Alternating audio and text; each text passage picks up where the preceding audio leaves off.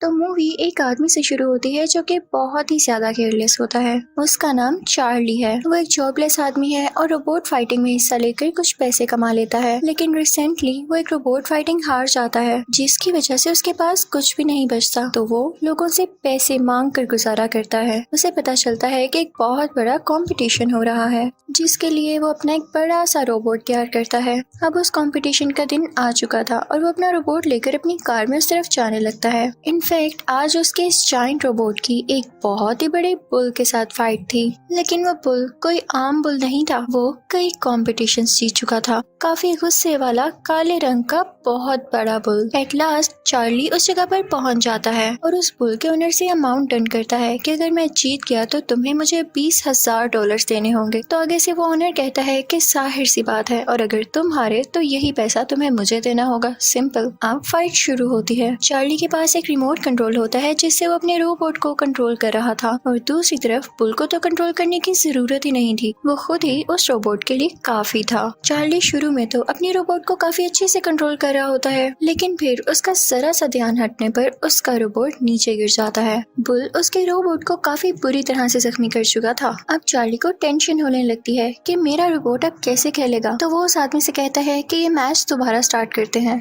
तो वो आदमी कहता है कि ना, अब तुम्हारा रोबोट कूड़े में जाएगा। और यही होता है। उसका इतना जायंट बुल उस रोबोट का कुछ नहीं छोड़ता। वो उसके टुकड़े टुकड़े कर देता है। जाहिर सी बात है, चार्ली अब मैच हार चुका था और उसे वादे के मुताबिक अब $20,000 उसी बुल के ऑनर को देने थे। उसके पास तो जरा भी पैसे नहीं थे, तो वो घबरा जाता है और वहाँ से भागने लगता है। वो एक जगह पर छुप जाता है। तभी वहाँ पर 2 लोग आते हैं और उसे बताते हैं कि जिस औरत के साथ तुम 10 साल पहले रहते थे उसकी डेथ हो चुकी है, और अब तुम्हारा एक बेटा भी है जो कि 10 साल का है, और वो अब अकेला है क्योंकि उसकी माँ अब इस दुनिया में नहीं रही। तो उसकी आंट यानी खाला उसे अपने पास रखना चाहती हैं। अब ये फैसला कोर्ट तुम्हारी इजाजत के बगैर तो नहीं लेने वाली। अब तुम आकर ये बताओ कि क्या तुम्हें अपने बेटे को अपने पास रखना है या तुम अलाउ कर दोगे उसकी आंट को। चार्ली तो पहले ही वहाँ से भागना चाहता था, तो वो फौरन से वहाँ से कोर्ट चला जाता है, जहाँ पर उस बच्चे की आंट कोर्ट में कह रही होती है कि मैं बहुत ज्यादा अमीर हूँ, मैं इस बच्चे का ख्याल अच्छे से रख सकती हूँ, ये जो मांगेगा मैं इसे दूंगी। और फिर वो जाकर चार्ली से रिक्वेस्ट करती है। चार्ली को तो कोई फर्क नहीं पड़ता था कि उसका बेटा जिस मर्सी के पास जाए, क्योंकि वो उससे कभी मिला जो नहीं था और वो इजाजत देने भी वाला था। लेकिन तभी उसे एक आइडिया आता है। वो कहता है कि मैं ऐसे शो करूंगा जैसे मैं अपने बेटे को उसकी आंट के पास नहीं भेजना चाहता,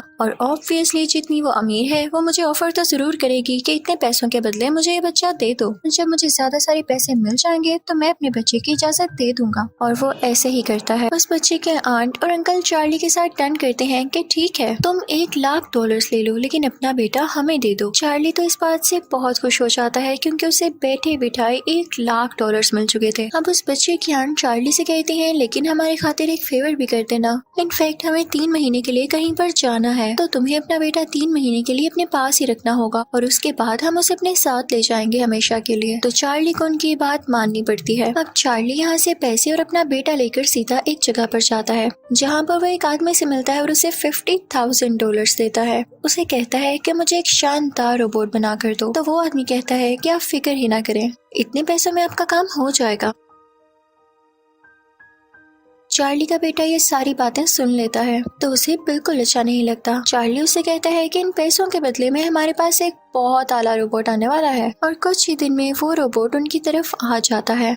वो दोनों उसका नाम नोइजी बॉय रखते हैं। वो बहुत ही ज्यादा जायंट और पावरफुल था। चार्ली ये प्लान करता है कि क्यों ना, इतना अच्छा रोबोट मेरे पास आ चुका है तो एक रोबोट फाइटिंग ही हो जाए। चार्ली का बेटा कहता है कि मैं भी आपके साथ जाऊंगा, और अब वो दोनों एक जगह पर जाते हैं और रोबोट फाइटिंग शुरू हो जाती है। चार्ली चाहता तो इतने पावरफुल रोबोट का यूज करके वो ये फाइटिंग जीत सकता था, लेकिन था वो केयरलेस ही। वो ये फाइट भी बुरी तरह से हार जाता है क्योंकि दूसरे आदमी का रोबोट पहले तो नोइजी बॉय का हाथ उखाड़ता है और फिर उसके बाद उसका सर उसकी बॉडी से अलहदा कर देता है। इस बात की वजह से चार्ली बहुत टूट जाता है। अब वो अपने बेटे से कहता है कि कुछ भी हो, मैं इस रोबोट को छोड़ कर ही रहूंगा, और फिर वहाँ से ये दोनों जंक यार्ड जाते हैं ताकि वहाँ से इनको कोई ऐसा सामान मिल सके जिनकी वजह से इसका रोबोट जुड़ सके। वहाँ पर बहुत ज्यादा बारिश हो रही होती है और ये लोग उसके स्पेयर पार्ट्स ढूंढ रहे होते हैं, लेकिन तभी उस बच्चे का पाँव स्लिप होता है और वो नीचे गिरने लगता है। चार्ली फौरन से उसे बचा लेता है। जब वो बच्चा देखता है कि उसका पाँव किस चीज से स्लिप हुआ तो उसे एक अजीब सी चीज दिखाई देती है। वो किसी पुराने रोबोट का हाथ था। वो अपने फादर से कहता है कि हम इसको बाहर निकालते हैं, लेकिन चार्ली कहता है कि हमारे पास इसके लिए वक्त नहीं और बारिश भी हो रही है। लेकिन वो बच्चा कहता है कि ठीक है, मैं खुद ही इसको निकाल लूंगा। उसके बाद वो दोनों चार्ली की एक दोस्त के पास आते हैं जो कि रोबोट्स के बारे में थोड़ी बहुत नॉलेज रखती थी। चार्ली अपने दोस्त से कहता है कि मेरा बेटा एक रोबोट लाया है, पता नहीं जंकयार्ड से कौन सा पुराना सा रोबोट उठा लाया है। तो चार्ली का बेटा कहता है कि आप इसको एक बार देखें तो सही, ये बिल्कुल ठीक है। अब चार्ली की दोस्त उसे और ठीक कर देती है जिससे वो बिल्कुल एक्टिव हो जाता है। उस रोबोट का नाम एटम था। वो बहुत ज्यादा स्ट्रॉन्ग था और अनएक्सपेक्टेडली किसी को भी नहीं पता था। चार्ली भी ये देख के खुश हो जाता है, तो वो अपने बेटे से कहता है कि हम इसे कंपटीशन में लेकर जाएंगे, एक बहुत बड़े कंपटीशन में जिसमें दुनिया का सबसे ज्यादा स्ट्रॉन्ग रोबोट है और उसे आज तक कोई भी नहीं हरा सका। एटम में एक ऐसी अच्छी एबिलिटी थी कि वो चीजों को याद कर लिया करता था, यानी उसे जो भी सिखाया जाता वो फौरन सीख लेता था। उसे चाहे फाइटिंग स्किल सिखाओ या कुछ और दिखाओ, वो उसको कॉपी कर लिया करता था। और अब चार्ली और उसका बेटा इस रोबोट की ट्रेनिंग करते हैं ताकि ये उस रोबोट से लड़ सके। और फाइनली वो टाइम आ जाता है जब एटम काफी ज्यादा ट्रेन रोबोट बन जाता है और कई कॉम्पिटिशन्स में हिस्सा लेता है। मजे की बात ये थी कि अब चार्ली और उसका रोबोट यानी एटम कई कॉम्पिटिशन्स जीतने लगे थे और इसके लिए चार्ली को कई बार ऑफर होती है कि हमें ये अपना रोबोट बेच दो, चाहे हमसे $2 लाख ले लो। लेकिन चार्ली का बेटा इस बात पर एग्री नहीं होता था। वो कहता था कि हम और फाइट्स करेंगे और अपने रोबोट्स को वो ट्रेन करके बहुत बड़ा कंपटीशन लड़ेंगे। और जो साथ साथ कॉम्पिटिशन्स हो रहे हैं इसकी वजह से एटम की काफी अच्छी ट्रेनिंग भी हो रही है। और आज तो एटम का एक और स्ट्रॉन्ग रोबोट से मैच था और अब ये फाइट शुरू हो जाती है। चार्ली के बेटे ने उसे डांस करना भी सिखाया था और वो डांस करते हुए बैटल में एंटर होता है। उसका सामना एक 2 सर वाले रोबोट से होता है जो आते ही उस पे काफी भारी पड़ता है और वो दोनों लड़ने लगते हैं। एटम भी बार बार उस पर अटैक कर रहा था और वो स्ट्रॉन्ग रोबोट भी। वो दोनों एक दूसरे को बहुत पंचेस मारते हैं। ऐसे लग रहा था जैसे वो स्ट्रॉन्ग रोबोट जीत जाएगा, लेकिन एट लास्ट एटम जीत जाता है जिसकी वजह से चार्ली को बहुत खुशी होती है। चार्ली उन लोगों से काफी ज्यादा पैसे लेता है और वहाँ से जाने ही वाला होता है कि तभी उसका पुराना राइवल आ जाता है, वही आदमी जिसके बुल ने चार्ली के रोबोट को हरा दिया था और चार्ली ने उसके $20,000 देने थे। वो लोग चार्ली से उसके सारे पैसे छीन लेते हैं और ये सब कुछ चार्ली का बेटा भी देख रहा होता है। चार्ली काफी डिसहार्ट हो जाता है और अपने बेटे से कहता है कि इसमें कोई फ्यूचर नहीं, मैं तुम्हें नहीं पाल सकता, मेरे पास अब कोई पैसा नहीं बचा। और अब उस बच्चे के आंट और अंकल भी आ चुके थे, तो चार्ली उससे कहता है कि आओ मैं तुम्हें तुम्हारी आंट के पास छोड़ रहा हूँ। तो वो बच्चा कहता है कि नहीं, मुझे आपके साथ रहना है। वो जबरदस्ती अपने बेटे को उसकी आंट को दे देता है और वापिस आ जाता है। उसकी दोस्त उससे पूछती है कि तुम्हारा बेटा कहाँ है, तो वो कहता है कि मैंने दे दिया उसको उसकी आंट को, मुझे ऐसा करना ही था, वैसे भी मैं उसका ठीक से ख्याल नहीं रख पा रहा था। तो उसकी दोस्त कहती है कि चार्ली तुम होश में तो हो, वो तुम्हारा बेटा है, जब वो तुम्हारे साथ रहना चाहता है तो तुम्हें क्या मसला है, तुम फौरन उसके पास वापस जाओ। तो चार्ली को ऐसा करना पड़ता है। चार्ली को एहसास हो चुका था कि उसका बेटा ही था जिसने एटम को इतनी टेक्निक सिखाई।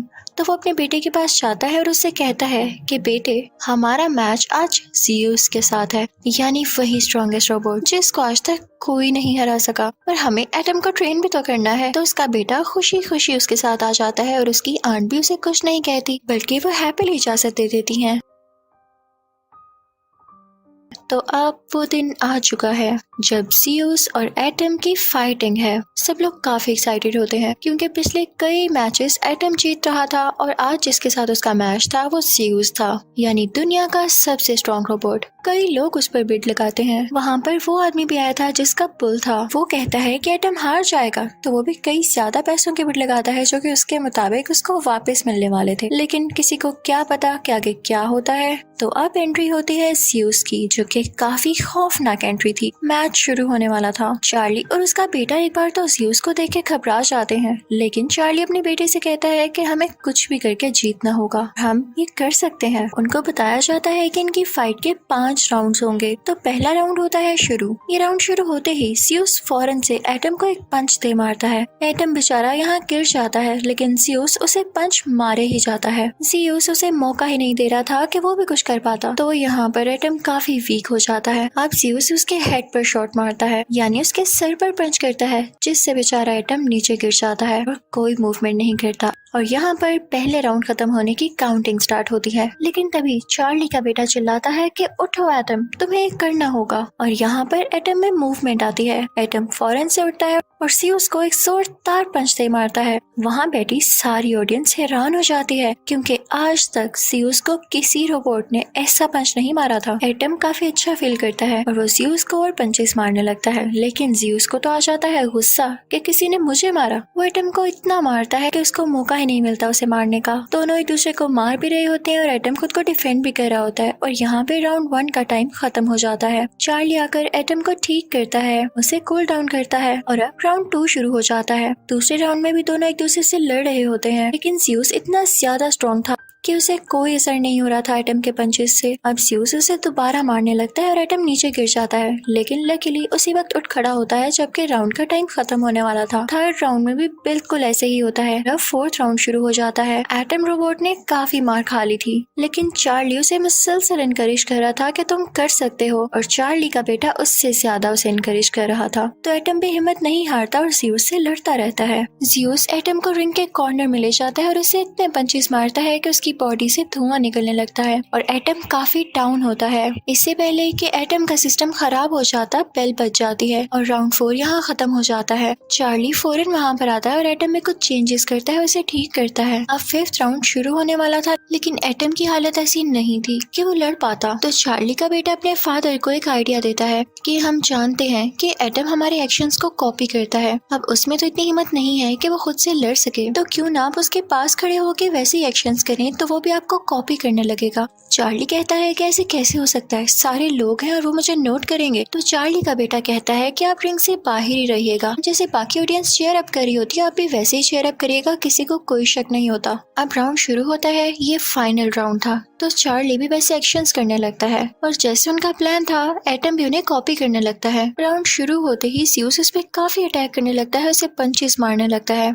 शुरू में तो एटम खुद को डिफेंड कर रहा होता है, लेकिन मौका देखते ही वो भी आगे से पंचेस शुरू कर देता है और अब ज़्यूस की बैटरी कम होने लगी थी, जिससे वो रुकने लग जाता है, काफी स्लो डाउन हो जाता है। ये देख के चार्ली काफी खुश हो जाता है और कहता है कि अब तो आसानी से मैं इसे हरा सकूंगा। तो वो पंचेस मारना शुरू कर देता है, जिसको कॉपी करते हुए एटम भी उस ज़्यूस पर पंचेस मारने लगता है। ज़्यूस का ओनर जब ये देखता है तो वो खुद उसे कंट्रोल करने लगता है। उससे ये बात बर्दाश्त ही नहीं हो रही थी कि ज़्यूस हार रहा है। दूसरी तरफ चार्ली भी अब काफी कॉन्फिडेंट था। चार्ली काफी ऊंची ऊंची जंप्स लगा रहा होता है, जिसको कॉपी करके एटम भी ज़्यूस पे काफी ज्यादा अटैक करता है। यहाँ हम पर ये रिवील होता है कि चार्ली एक बहुत अच्छा बॉक्सर था, लेकिन जब से इस दुनिया में रोबोट्स आए तो बॉक्सर्स का करियर बिल्कुल खत्म हो गया। लोगों ने रोबोट फाइटिंग को प्रेफर किया और अब बॉक्सर्स को कोई भी नहीं पूछता था। लेकिन जब चार्ली यहाँ पर इतनी अच्छी फाइट कर रहा होता है तो उसकी दोस्त भी रोने लगती है और उसका बेटा भी काफी इमोशनल हो जाता है, क्योंकि उसे अपने बाप पर फख्र हो रहा था। वो काफी प्राउड फील कर रहा था कि उसके फादर इतने अच्छे बॉक्सर हैं, इतने अच्छे फाइटर हैं। वो हमेशा से अपने फादर को ऐसा ही देखना चाहता था।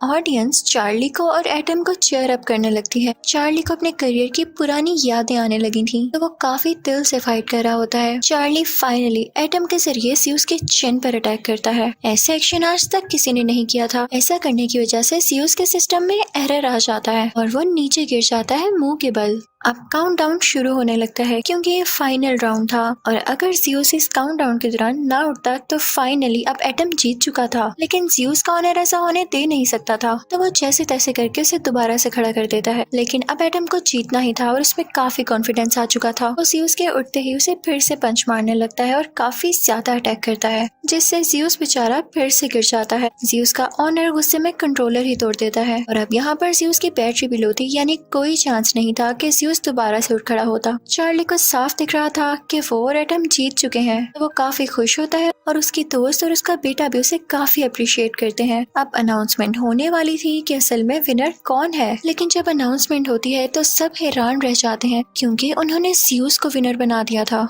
बात भी ठीक थी कि हर राउंड में ज़्यूस ने ज्यादा अच्छा परफॉर्म किया था, बस आखिरी राउंड में एटम ने उसे हराया। लेकिन इस डिसीजन से कोई भी खुश नहीं होता। ऑडियंस कहते हैं कि आखिरी राउंड में ही तो फाइट का मजा आया, इतनी लाजवाब फाइटिंग और आपने ज़्यूस को जिता दिया। सारे लोग शोर मचाने लगते हैं। तो जिन लोगों ने अनाउंस किया था कि ज़्यूस विनर है, वो कहते हैं रुके रुके, पूरी बात तो सुने। ज़्यूस सिर्फ पॉइंट्स की बेस पर जीता, लेकिन इस फाइट का चैंपियन है एटम।